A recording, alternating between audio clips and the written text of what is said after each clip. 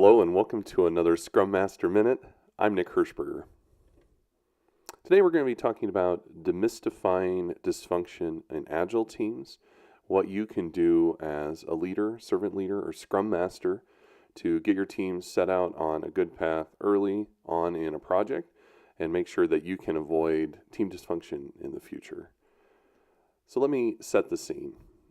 I was a new Scrum Master on a newly minted team, and we had some issues. We had interpersonal issues, communication issues, really every type of problem of issue that you might encounter on a newly formed team. And so I really started to think to myself, how could I have helped this team get better earlier and avoided some of these problems?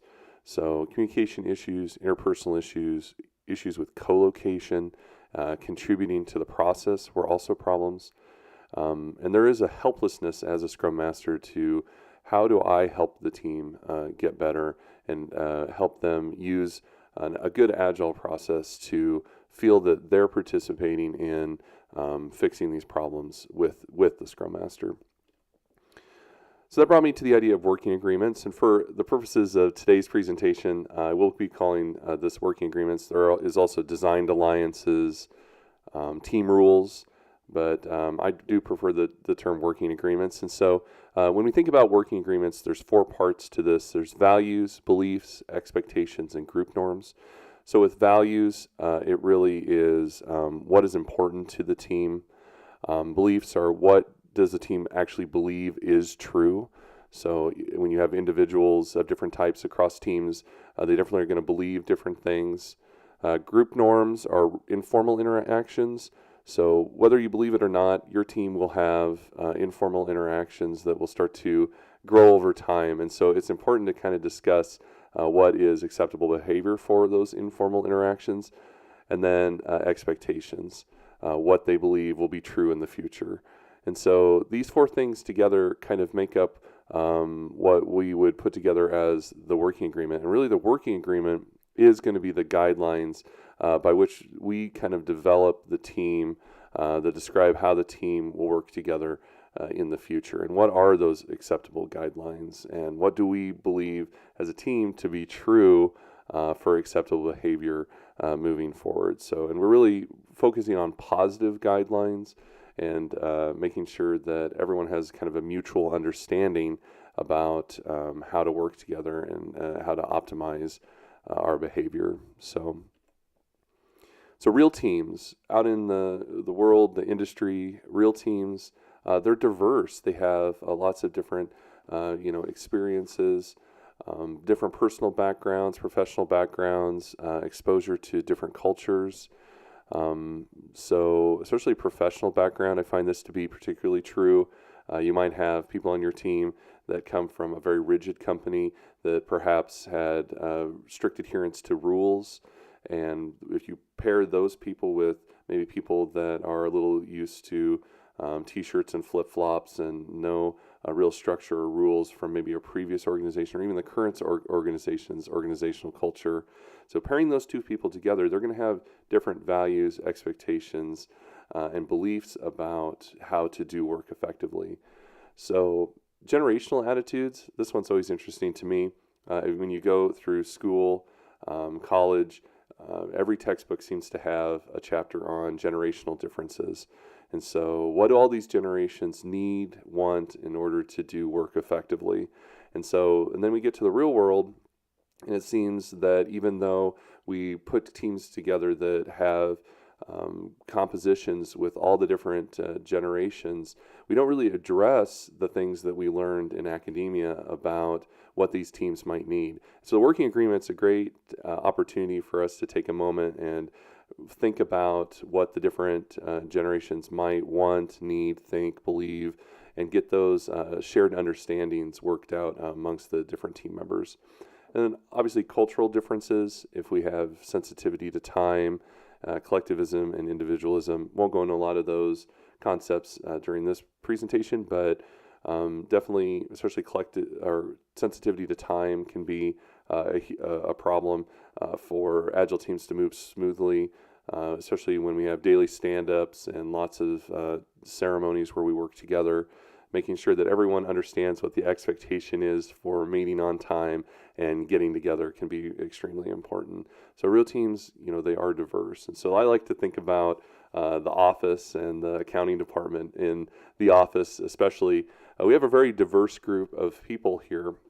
Each one of these people, Oscar, Angela, and Kevin, have different things they want and need and desire and believe, and their expectations, their values are going to be very different.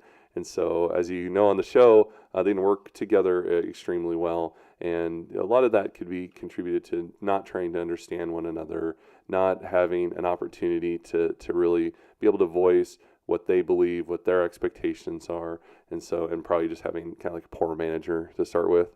So, but teams are often like this. Teams have this kind of diversification in their belief systems, what they think is acceptable group norms, and so addressing that and understanding that that's true is extremely important.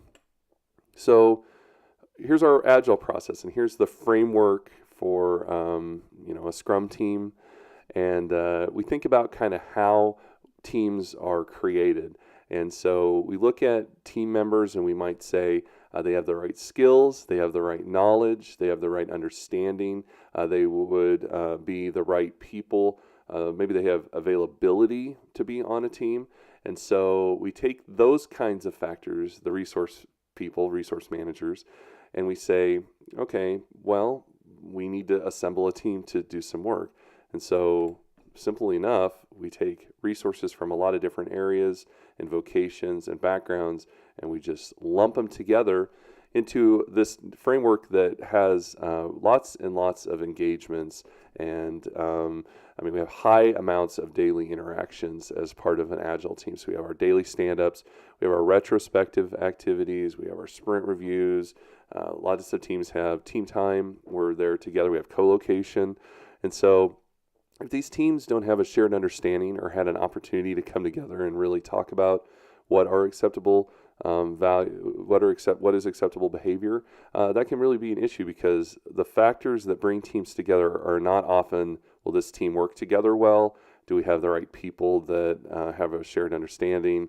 Those aren't the factors that assemble teams most commonly. So those are the kinds of things we want to establish early and often when we put teams together. So basically, don't leave the creation of your team to chance. Don't believe that your team will have a mutual understanding, a shared response or shared understanding with one another, just because they're together and that they're a team. It really takes the guesswork out of clicking. So establishing an agreement early on, having a conversation with your teams can really help establish that shared understanding early and in your process. So usually at this point in the presentation, when I give this presentation to others, there's already some objections, and people are already starting to tune off and say, well, that sounds fine for your team, probably won't work for my team. But I think some of the misconceptions are that effective teamwork is really common across organizations. Teamwork is like trust. Trust is really hard to obtain and really easy to lose. I think teamwork is the exact same thing. It's very hard to get effective teamwork on a team where the team members understand each other, they work well together, and it's extremely easy to lose. So when that teamwork is violated in some way, the way the team works together is violated, and it's easy to lose that. And so having a plan or shared understanding about how to work together effectively can be really helpful. This is more process and rules. This one comes from the Agile people that say, it's just another document and another meeting, and we don't really need that. We're trying to cut down on that and be quicker and faster and more agile. Well, this shouldn't be a long, drawn-out process that takes huge amounts of time to complete. I'm really just advocating for a discussion that you might have with your team, and being able to sit down and maybe one time at the beginning of a project and really discuss what you believe in these areas, what you feel, what you want, what your values, beliefs, expectations, and proposed group norms are. So don't make this into days worth of discussion. This is really just to have a discussion with your teams early on in the process. One thing that I've definitely noticed in the industry is just because you're paid and have a professional title and you're on a project team, that does not automatically guarantee professional behavior. So oftentimes I think people say, well, we're all adults, we're all professionals, we're all paid, we're all on a project team together, we're just going to act professionally. And that's not always true. Team members can act very unprofessionally and very juvenile and immature, especially if we don't talk about what is acceptable behavior. And employees should not talk about feelings at work. I think this is very common, and I'll be the first to admit that I'm not probably the right person always to say that let's talk about our feelings. It's very hard for me even as an individual to say let's talk about what we feel.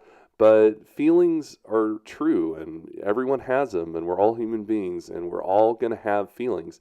And so you can either decide to discuss them before the project starts, or you can have them come up when we're trying to get the work done, right?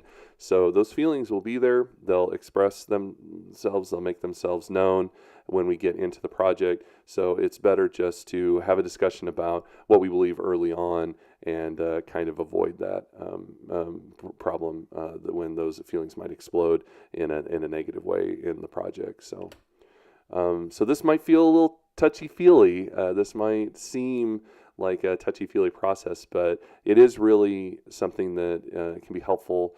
It can be good to recognize that we have feelings, we believe different things, and that helps us grow as a team.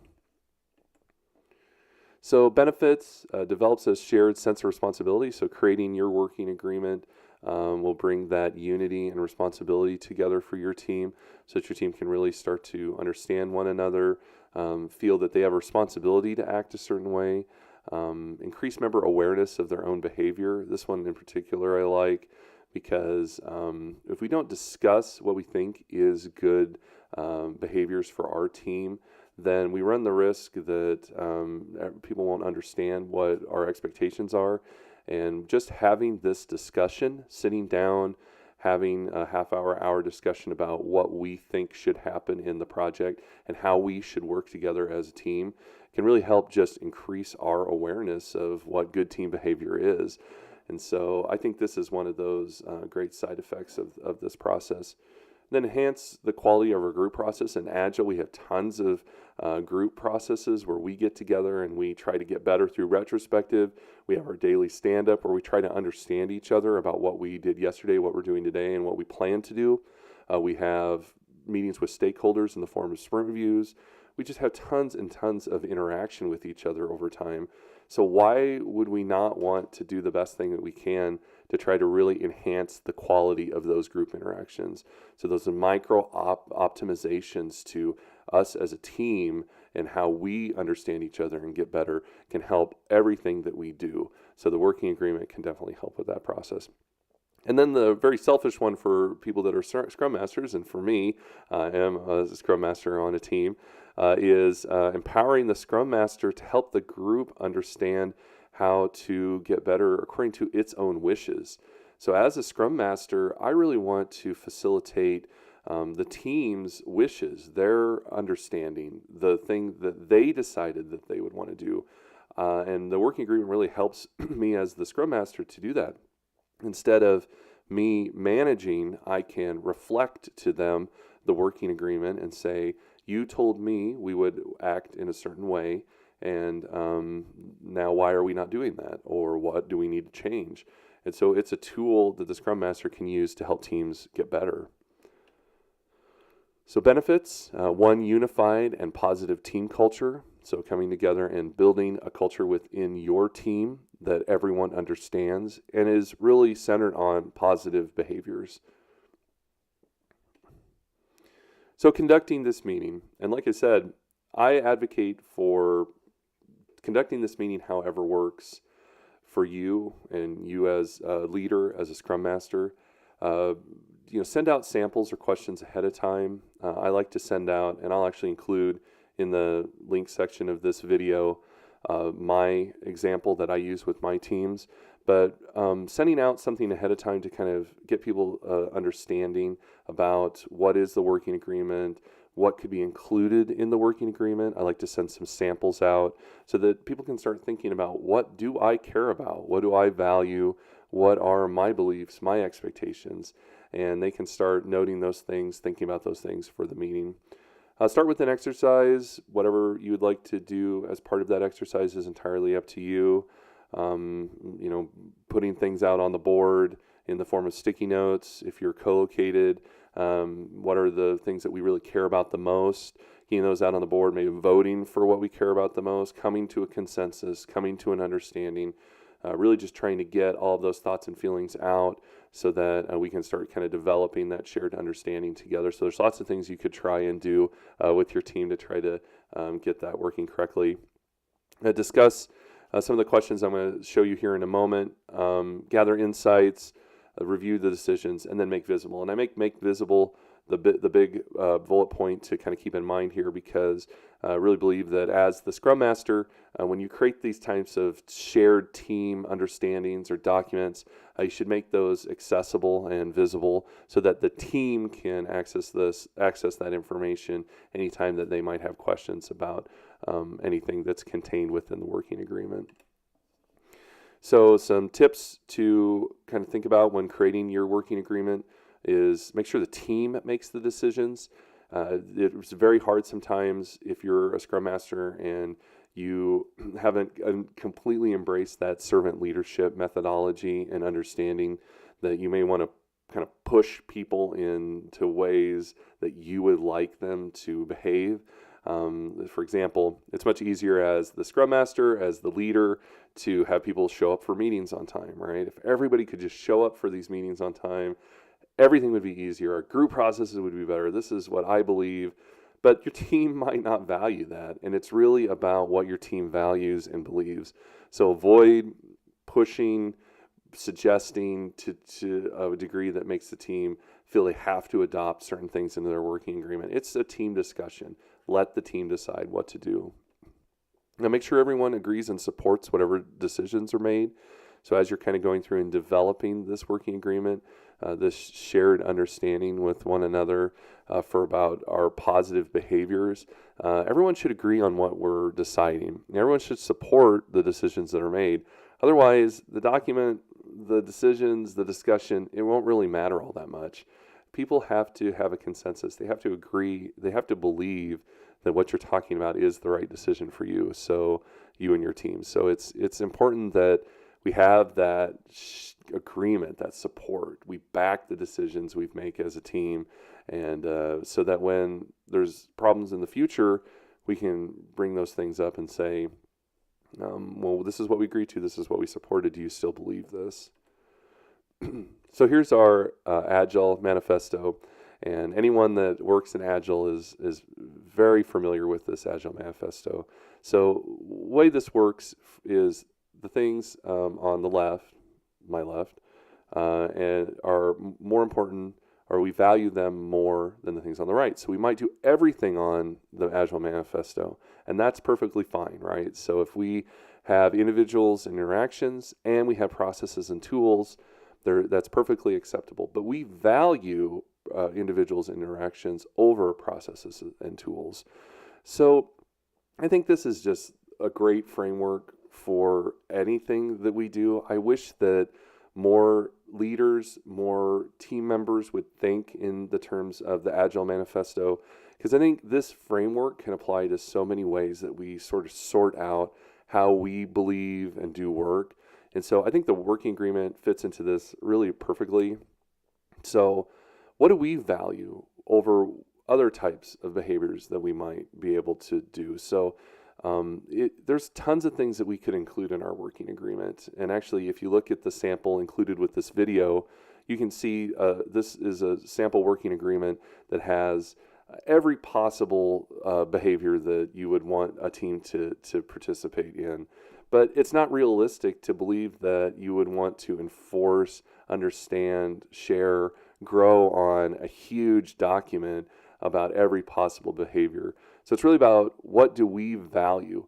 So you could use the Agile Manifesto framework really help develop this working agreement. So what do we value? Do we value starting and ending meetings on time over having an agenda? So we love agendas for our meetings, and we hope that everyone has an agenda if possible, but we don't value that as much as starting the meeting and ending the meeting on time. So if we do that, that's more important for us as a team to avoid conflict, to avoid future issues, to avoid any other problems as a team that we might have over having an agenda. So get that out in the working agreement that you value this more than that.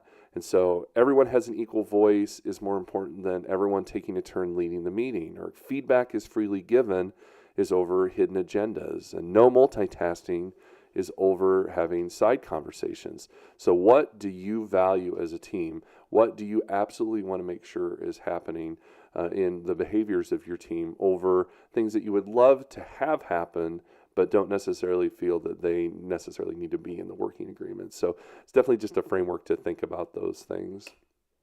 So questions to ask during this meeting: how would you like the team to behave? It's a pretty simple question. It's a good one, especially for teams that maybe have worked together in the past and have issues that are not resolved. Might be a good thing to say, what types of behaviors do we want to see out of this team moving forward?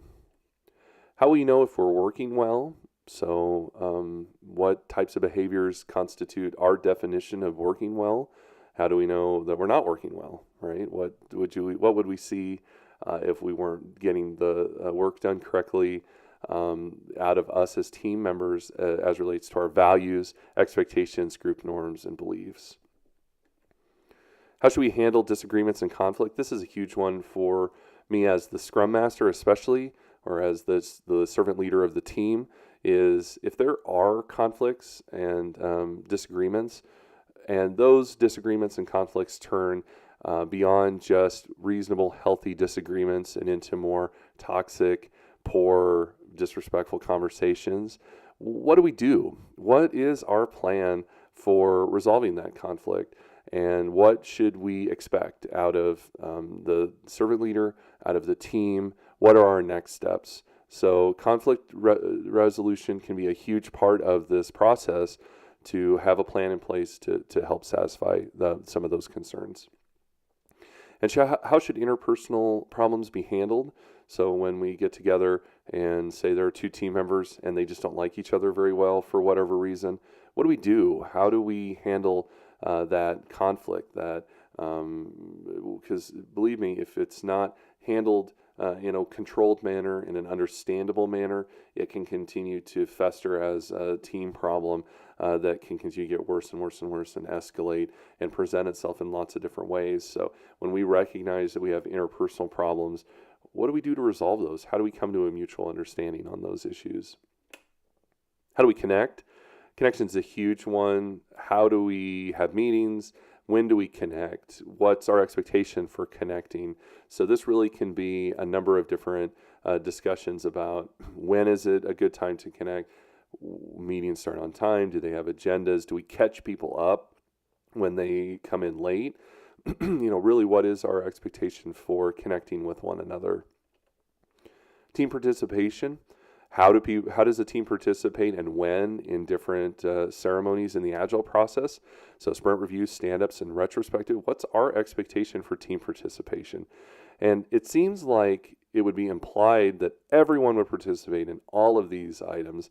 But truth be told, there are going to be people on Agile teams that are not going to want to work very closely with the stakeholders during sprint review, for example. They might not be comfortable giving a demonstration of the working software and working with maybe the client or the stakeholder.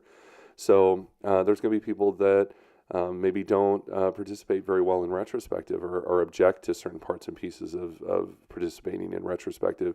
So if you have those types of beliefs, they're not wrong, but they exist, right? And as a servant leader, as a team, it's better to understand that someone is going to object to that kind of participation early in a project than to wait in the project and uncover that the team member does not want to participate in these manners. So it's something to talk about, talk through, understand, It'll help you understand your team members better about how they feel participation should work. And so you could get issues out early in the process by having this type of conversation. And focus and interruptions. When is a good time for us to work together and allow interruptions with one another? When do we need to push out even other team members or outside interruptions so that we can get work done? And so especially for co-located teams who are together a lot, there's going to be times where they don't want to be interrupted. They need to manage variables in their head in order to program the software, and they don't want interruptions. And so understanding what people need and want and what their normal working cadence is, how they get work completed, is extremely important. So the more conversations we have about focus and interruption and when we're available and when we're not, can help us as a team. And so one thing teams do that I work with is they have team time set aside to say, we can interrupt one another as much as we want. We can have as many conversations as we want during this time. I'm open to interruption. But then there's also times where it's going to be heads down work time, and we're not going to want interruptions from either in the team or outside the team. So have that conversation, and I think that can be very useful for making sure we balance productivity and collaboration. Colocation issues, there are lots of them.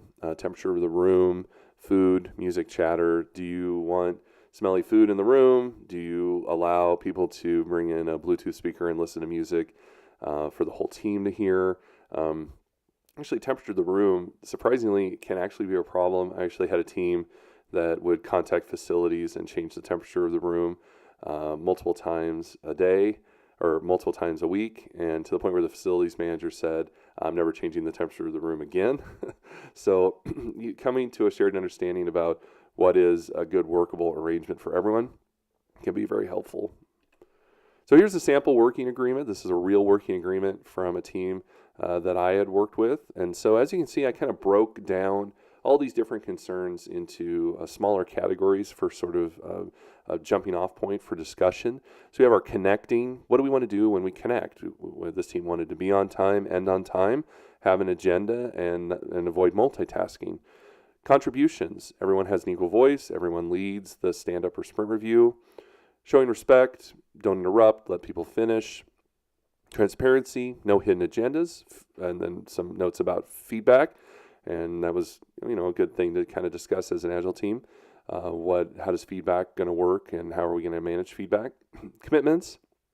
Commitments can be a really interesting item to kind of discuss with your team, because commitments might play more to your organization's understanding of commitments. So does your organization believe that at the end of an iteration, the stories brought into your sprint were commitments that needed to be satisfied? Or does your organization believe more of the forecasting model, where the team is forecasting what they believe they can get done, and whatever they get done at the end of the sprint is what they were able to accomplish? So having a discussion as a team early on in the process might be helpful in this area, to be able to say, well, we believe that our commitments are commitments. And so when we bring items into the iteration, those items must be completed by the end of the sprint. We must make every possible effort to do so. Or we might have a conversation that says, we're going to do our best. We're going to kind of forecast out what we believe, and we want to be aggressive. And so we're going to aggressively bring items in the sprint, knowing that there might be things that we can't 100% work out. So it kind of depends on the project, it depends on your organization's culture and understanding of commitment. But that's a great conversation to have, right? Because if you get into iterations and find that you're not living up to the expectations of the team, of others about commitment, this could be a huge problem. So expecting the best from one another, and then working as a team are a couple of other items there. Environment, no food in the scrum room, personal calls outside of the room, and then I always include a mantra here. So have fun is a good one. If your team especially lacks fun, and fun is kind of one of those interesting things that you don't think is important, but I've actually had feedback in the past that if fun takes a back seat to some degree, and that really fun in my mind is as a team connecting, being interpersonal and sharing with one another, and being outside of just business discussions and getting to know each other. If we lose fun, that can be a problem. So developing those team mantras with your team. What does your team want to do? Is it fun an issue? Is thinking outside the box an issue? Was commitments an issue in a previous project? What is our mantra as a team? Like, where do we want to improve? What do we want to do? And then conflict, I give that one a huge box because, like I said, as the servant leader, I really do want a conflict resolution plan in place to try to help my team in the event that there is negative conflict of some kind. So this team decided bad conflict should be resolved with the Scrum Master. So some teams say negative conflict should be handled amongst the individuals, which is fine. Some say with the Scrum Master, some might say with the Scrum Master and with resource managers. There is no right answer here. It's whatever the team thinks is the best conflict resolution plan. Here's a much simpler example. Always do these things during the sprint, do these other items, and then, of course, our conflict resolution plan. And so, again, it's entirely up to you as the servant leader to decide what you think is the best decision for conducting and developing your working agreement. It doesn't even have to be as complicated as this. It could simply just be putting out on paper your beliefs, values, expectations, and group norms, and having that visible in some way. So these are just different ideas, but we always want to do these things. During the sprint, this is what we want to make sure when we're iterating that we absolutely make sure that we're doing, and then always a conflict resolution plan. So working agreement tips, keep them short. You do not want long manifestos that take pages to understand, and it just doesn't work. You want it short enough that the team understands what we value. Make it matter to the team. The team has to understand it, believe in it, have authored it, and really make it matter to them. This is something that is for them to get better, for them to benefit from. And then focus on amplifying desired patterns of behavior. So what did the team decide are those desired patterns of behavior, and how do we bring those to the forefront, make those more important to us, work on getting better at those things. So amplifying what we believe is the best patterns of behavior.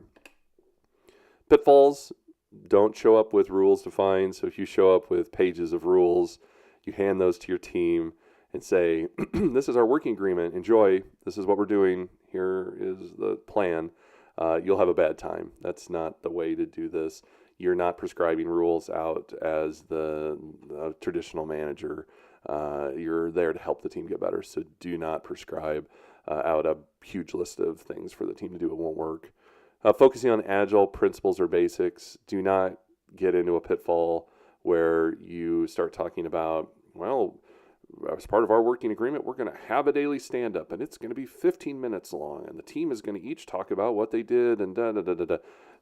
That's all part of the framework of the process that we're following, whatever development methodology you're following in Agile.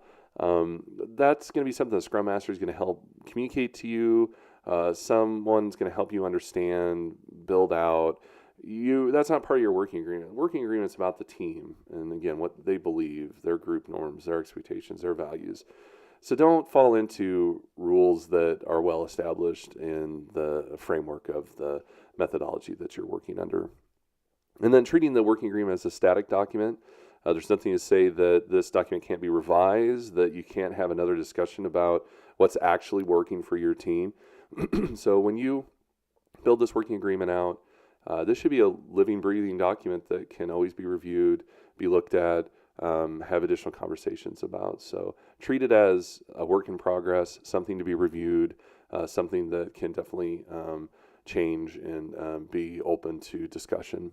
And then not addressing the concerns of the team. Obviously, if out of the working agreement discussion comes a bunch of stuff that didn't address the actual concerns of the team, actual problems the team might have had or might think that they might have, then the whole discussion sort of has failed to produce what is the desirable outcome here. If you're a Scrum Master, your role, I believe, is the duty to create. You should be doing something like this. This is good for your team. It's not hard. It's easy to do. You really have a duty to do this. Try it. It's not hard, and it's if you don't do it well or you don't believe you got very good results, it was just another tool in your toolbox to try and see if you can help your team get better. So some teams will respond very good to this exercise. Other teams might not, but it's always you always have a duty to try to do the best you can and create the best experience you can for your team. Enforce it and help the team enforce it. So if you see violations to the working agreement to some degree, lovingly, caringly bring those things up to your team member and your team that, we agreed that we would do this and we're not. Why are we not? Can you help me? You as a Scrum Master should be reflecting those things back at your team so that they can get better. They have a better understanding of one another and they can learn to move forward.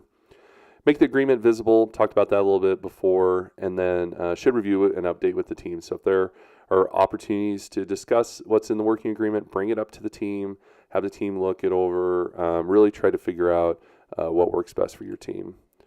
And then, again, Scrum Master empowerment. If you have issues, you're able to take those issues and say, well, I got a working agreement. Let's look at it. This is what you told me you would do.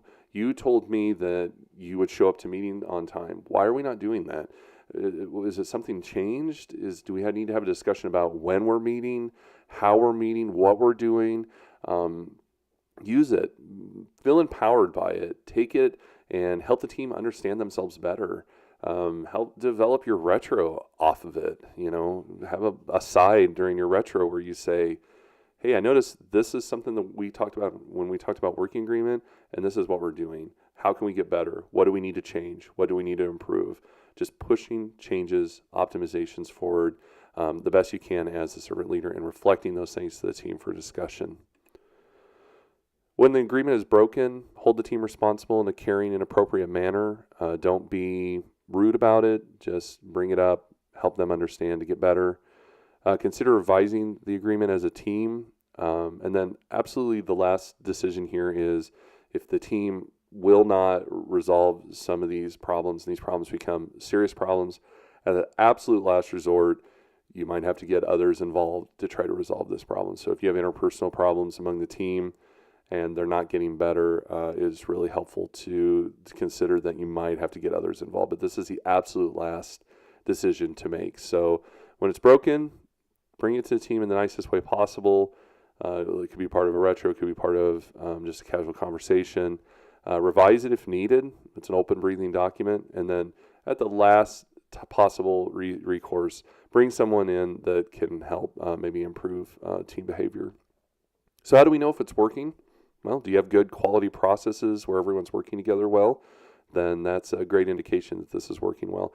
But one thing I would say is if you do have a working agreement discussion, you produce a document and you never look at it again, that's fine too. Maybe the discussion increased the team's members' awareness of good behavior. Sometimes the discussion is enough. Sometimes just getting together and having a conversation about team growth and behavior can help the team be better and think about the behaviors they like. So just because you may never use it doesn't mean it wasn't helpful. So final thoughts on this, talk to your teams. There's absolutely no reason why you couldn't.